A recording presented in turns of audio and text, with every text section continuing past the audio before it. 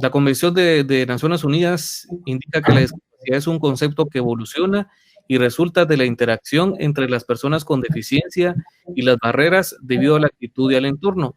Es decir, que la discapacidad no es propia de la persona. Una persona puede haber nacido con alguna deficiencia o adquirir alguna deficiencia en su vida, y la suma de las barreras del entorno, de infraestructura, de comunicación, actitudinales, culturales, la suma de la deficiencia y las barreras es lo que origina la discapacidad. Por aquí vemos una ecuación: D más E, D minúscula más E minúscula, nos da como resultado la D mayúscula, que es discapacidad. Las personas con discapacidad incluyen aquellas que tengan deficiencias físicas, mentales, intelectuales o sensoriales.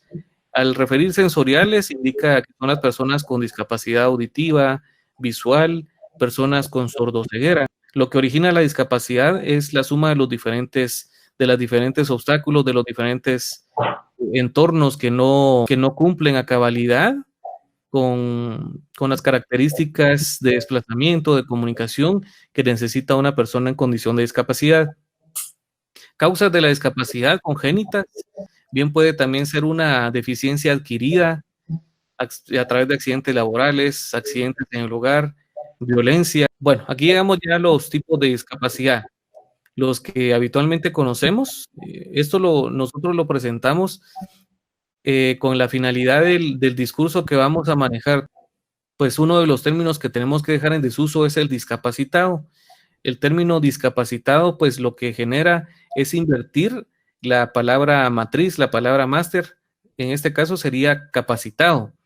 Al anteponerle el prefijo dis, lo que estará generando es una inversión en la palabra. Entonces estará refiriéndose a una persona que no tiene capacidad. Lo mismo sucede con los prefijos in o in. Por ejemplo, en la palabra válido, validez, al anteponerle el prefijo dis, pues es inválido una persona que no tiene valor. Lo mismo sucede con el término minusválido, una persona con menos valor. Precisamente este término aparece en la Constitución Política de la República.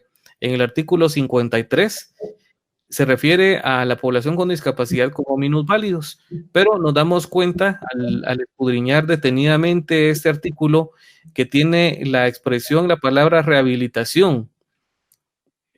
Prácticamente nos indica que fue redactado desde una perspectiva, desde el paradigma médico rehabilitador, en donde se valora a la persona con alguna deficiencia solamente como un sujeto que tiene derecho a rehabilitación, más no una persona sujeta a derechos.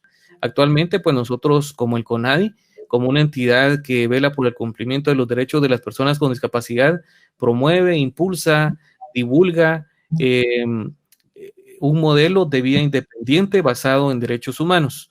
Términos que no debemos utilizar dentro de nuestra redacción son términos como capacidades diferentes, capacidades especiales, son realmente términos, son eufemismos que lo que vienen a hacer es no hablar abiertamente sobre la condición de vida de una persona. El término adecuado, de acuerdo a la convención: persona o personas con discapacidad. Pues también podemos utilizar el término persona ciega, persona sorda, persona con movilidad reducida, siempre anteponiendo al sujeto. Otro de las recomendaciones que hacemos es no utilizar los diminutivos: pobrecito el cieguito, el mudito tiene novia, el cojito es cantante. Entonces estos diminutivos lo que viene a hacer es crear implícitamente estamos haciendo de menos a una persona con una condición de discapacidad. Aquí empezamos ya a adentrarnos a un poco a las recomendaciones que hace las Naciones Unidas.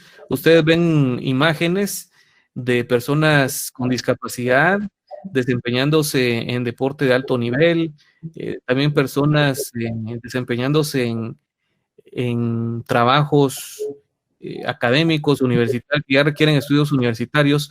Entonces, precisamente, la Convención de las Naciones Unidas nos empieza a hacer ese llamado desde la adopción de la Convención, este instrumento, y luego el examen de país al que fue sometido Guatemala en el 2016, a proyectar una imagen de las personas con discapacidad desde espacios de desarrollo, espacios productivos. y mermar de esta forma la apreciación o la divulgación de paradigmas que excluyen, que van en contra de la dignidad de esta población. Acá era lo que les quería comentar, los diferentes modelos de discapacidad que van a venir a condicionar el discurso que se ha utilizado a lo largo de la historia.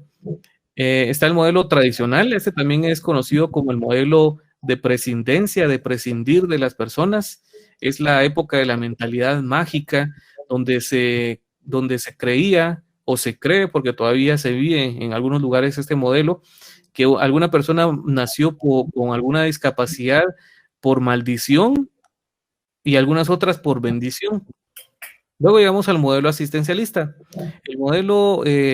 Este modelo, pues, como bien lo dice en esta conceptualización, la persona es objeto de rehabilitación, no un sujeto de derecho. En este modelo asistencialista también las Naciones Unidas hace el llamado a las teletones, al no explotar imagen de niños con discapacidad, hace el llamado a ya no utilizar niños símbolos.